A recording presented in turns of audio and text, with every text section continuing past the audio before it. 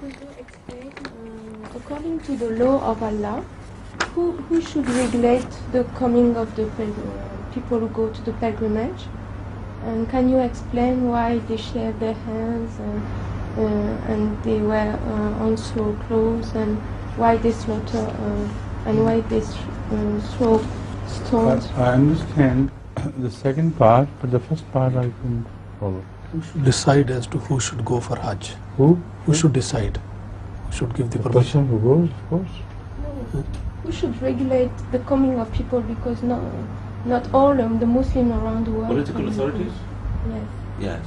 He's asking about the political authorities. Who has got it to decide? In fact, no political authority is empowered by God to prevent people or permit people from coming to Hajj. There is no such thing mentioned in the Holy Quran anywhere. No person was stopped from pilgrimage to Mecca in the early history of Islam. All who wanted to go there were permitted. Some extremists quote that the idolaters were barred. But when an idolater, remaining an idolater, declared that he is not an idolater, he believes in one God, how could he be barred? So they went only by profession. Whoever professed to be a believer in one God, none on earth could stop him from pilgrimage. This is an unbroken law which exists from the time of Muhammad sallallahu alaihi wasallam.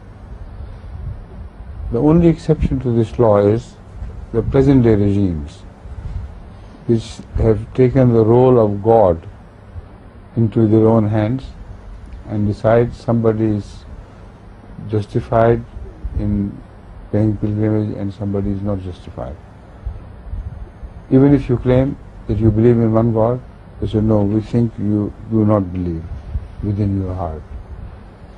So there are seers nowadays who know what happens in the heart, while Muhammad never did so.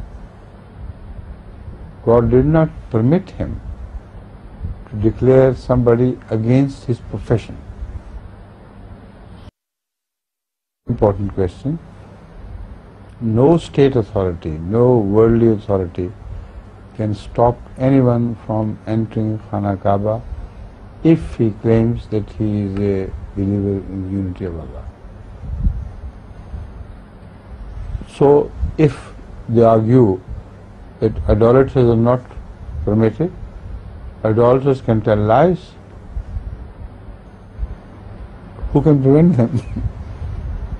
So many of these worshippers of trees and graves and dogs' graves, they also go to Khana Kaaba,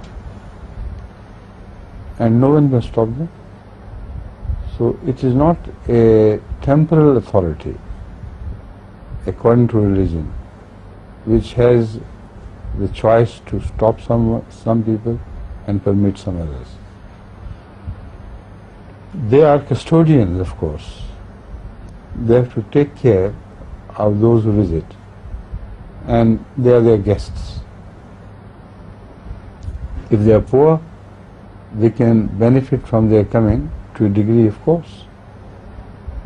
But even if they do not benefit directly, people from all over the world bring many things along with them, which like fruits and other things, like fruit from all over the world. And there they are concentrated in Khana Kaaba.